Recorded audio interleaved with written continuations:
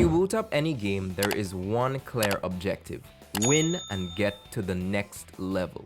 Now this is the fundamental core design of classics such as Mario, Pokemon, Final Fantasy, and most importantly, fighting games. Even before the days of online leaderboards, arcades had their warlords and high scores that cemented legacy in whatever corner of the map they dominated. Now while I did say winning was the objective of fighting games, I believe "was" should be emphasized. The culture of this genre has changed and become much more dynamic. Rosters have expanded up to 4 times more than the classics, online connectivity has widened the pool of challengers, and various system mechanics has added several layers of complexity to a rather straightforward game. However, it would be ignorant of me to say this is exclusive to the wider fighting game community, as other competitive games in different genres have seen evolution as well. I would go as far as to say that none have really been as deep as fighting games, specifically when looking at information in these games. This rapid introduction of data is something that even the most skilled players at times may have trouble fully understanding. Despite all this, I believe the learning curve of this genre is conquerable once approached correctly. In this video, I will explain why fighting games are difficult due to the inability to properly define beginners, the community failing to showcase a reasonable roadmap to getting better, and explain why the goal of winning is the wrong start for growth.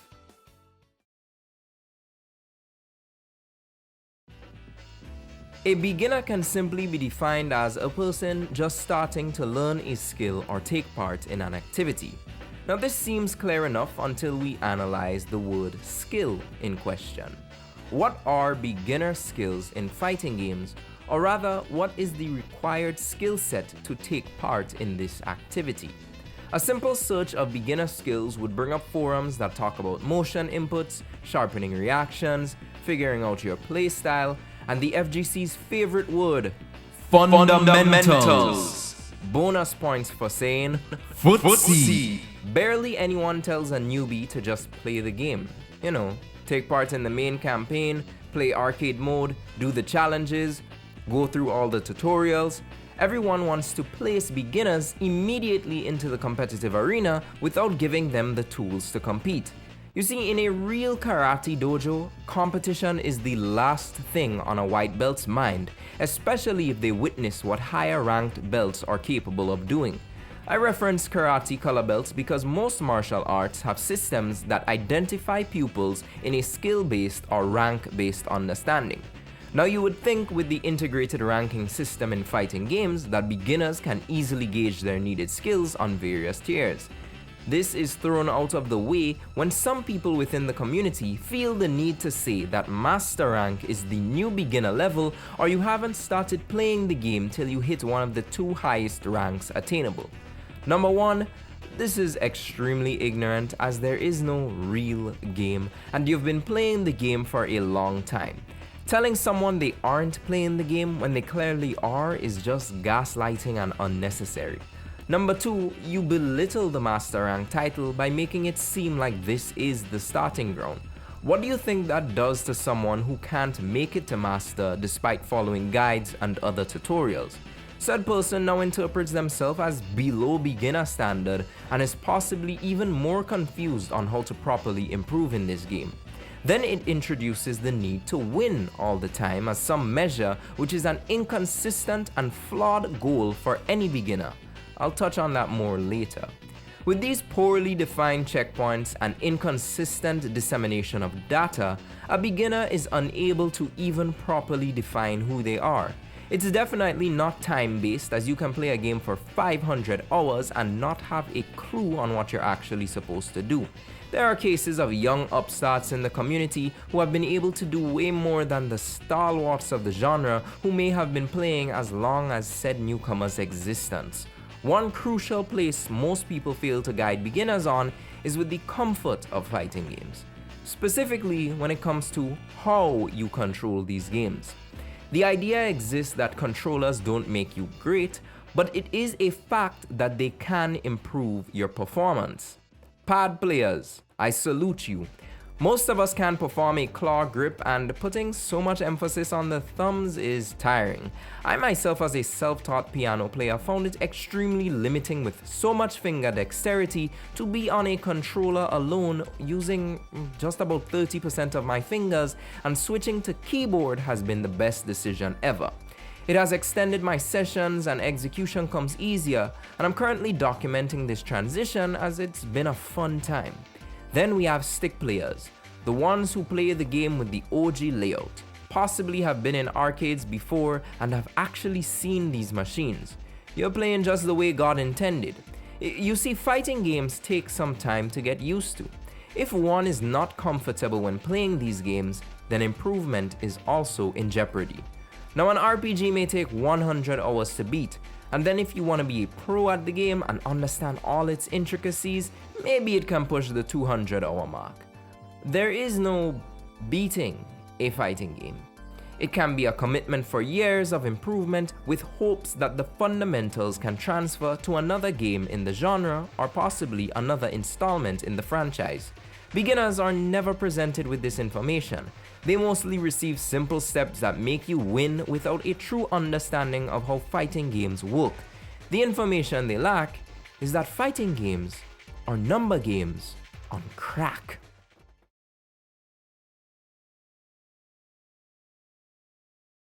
The worst advice that a person can receive is prioritizing picking a main from the get-go.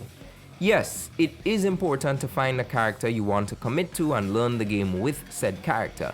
It is not that important for someone who is a beginner, especially when it's their first fighting game. Tier lists are often biased and serve little to no use to a newbie. Unfortunately, they are often sought out by beginners when starting off. But who can blame them? You want to win, and you want a character that makes doing that easy. Thing is, sometimes most high-tier characters are very technical and require more complementary basics to be understood before usage. Picking a main also makes you hyper-focused on one character when the rest of the roster exists and you know nothing about them. What actually happens is that you find someone shutting off from learning the game and only learning a simple game plan. This works in the earliest stages of the game, but eventually crumbles in the face of more competent players. Unlike chess, fighting games leave both players with varying different options. Mirror matches on the surface seem frustrating, but is the highest demonstration of character understanding and option awareness. This is where the numbers come in. The actual fundamentals of fighting games are numbers, or frame data. Truth be told, you gotta be a bit of a nerd to get better. It's all about cramming data, understanding your options, and reacting appropriately. I'm not saying that a beginner has to go to Super Combo Wiki or Dust Loop as their first step, but it's definitely a part of the game that deserves a serious level of appreciation and understanding. It doesn't sound too fun, to be honest, but training is the actual fun of fighting games. Longtime players will tell you hit up the lab, but imagine labbing with no info. This is where you come to test your theories before taking it online, but it makes no sense if you've got no theories to test. When all the flair and graphics get removed, these games are just hurt boxes, hit boxes, and states that vary between neutral, advantage, and disadvantage.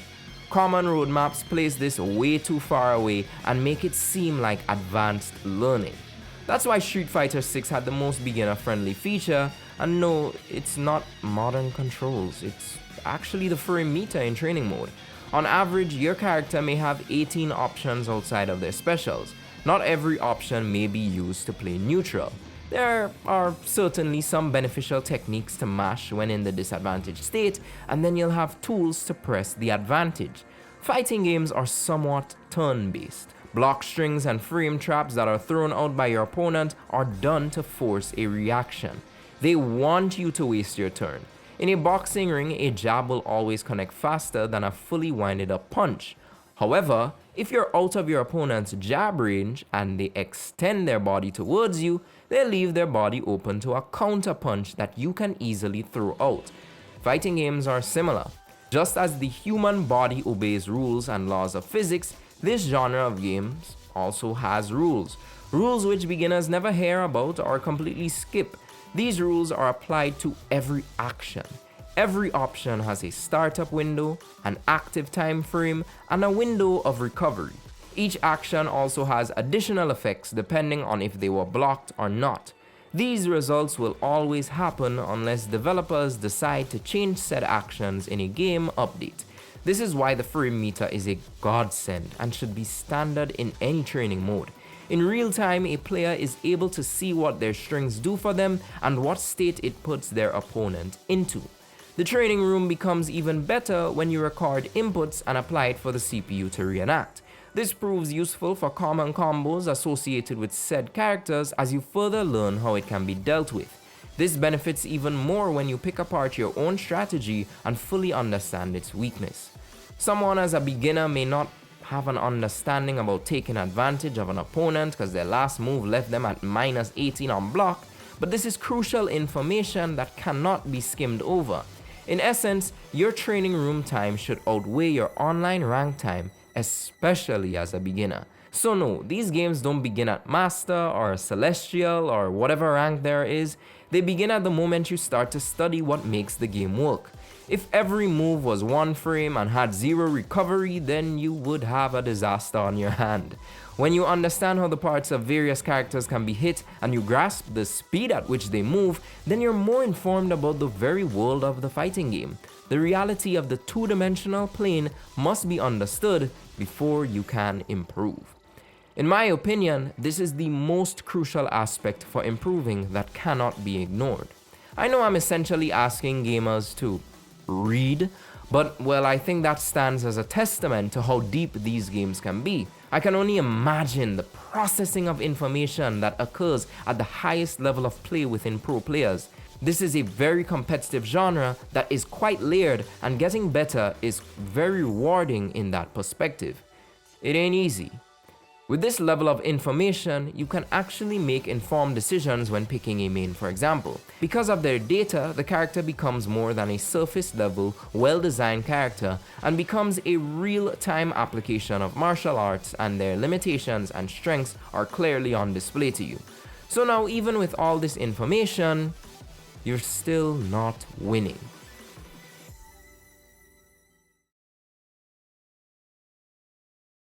It's tough. But you've got to understand three things. You lack practice, you're possibly playing people who have been playing fighting games for years, and the most important aspect comes through the form of experience against real-life players. Learning in the training room does a lot, but it can only do so much. It's time to apply the information against someone who is probably aware of what you want to do. The biggest skill gap is adaptability.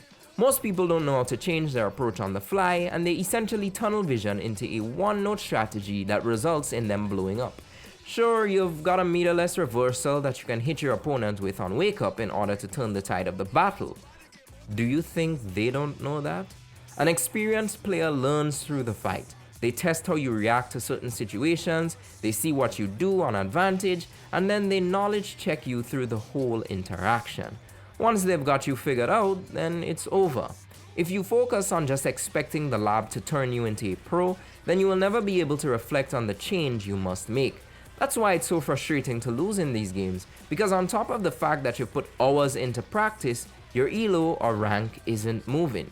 You've become a scrub poster and you start talking about balance and start blaming various factors, and everyone now sees you for what you are, a loser. But here's what. Stop blaming the beast and take some time to set more achievable goals than winning. Improve your fundamentals, anti-airing, understanding spacing, understand combo routes, figure out whiff punishing, look at different players and their approach, get familiar with FGC terms and apply them within your sets, actually rewatch your sets. Do you know how many people don't watch their replays to see how much better their strategy could have been? Nah, it's just easier to run that somehow the guy who is worse than you beat you, because that's just how that works apparently. Explore your character options more. Work on blocking and improve your defensive traits without neglecting your offensive strategy. Keep this balanced. There's this belief that defensive play is simply only defensive play. Nah, improve your defense so that when your offense comes out, it's actually scary. But in order to have your offense be worth something, you're going to have to learn it and take some risks at times. Elo and rank are just fluff and shouldn't be that frustrating. But if $1 million is on the line, I could see justified frustration over losing, but you're just losing digital cloud points on ranked. It doesn't take away from the achievement, but definitely don't stress losing as much. You see the C in FGC? Yeah, community? Connect with them. Fire up that Discord and get some friendly sets going where the main objective is getting better together. Also, sign up for your locals or online tourneys when you feel like you're him or her and go get humbled immediately. Forget the elo, kill your ego. Take every fight as a lesson and identify aspects that you need to improve on the next time the announcer says go. Break habits such as jumping in too much and replace it with better tactics like approaching in a more calculated way. The bigger victory comes from the mini achievements made along the way. Most importantly, if the game doesn't feel nice and you really want to play fighting games, pick up another. These games are quite diverse, and they all feel different and sometimes work differently even though they retain core similarities. I want to wrap this up by saying that this genre can be time consuming as a hobby. It also requires decent commitment in order to stay afloat. And yes, while there are some people that do succeed in little to no time, their ultimately outliers are not the norm. Something that I can't really put words to or express is whatever your personal reason is for improving at fighting games. Some of us want to just fight our friends weekly. Some of us want to get our names out there, and some of us just may want to become pros. For me, I want to get better at fighting games because I believe that the skill gap from competent players has increased so much that it's left beginners like myself in the dust. There aren't many people capable of giving that much insight, possibly because they forgot the feeling of just starting off so many years ago.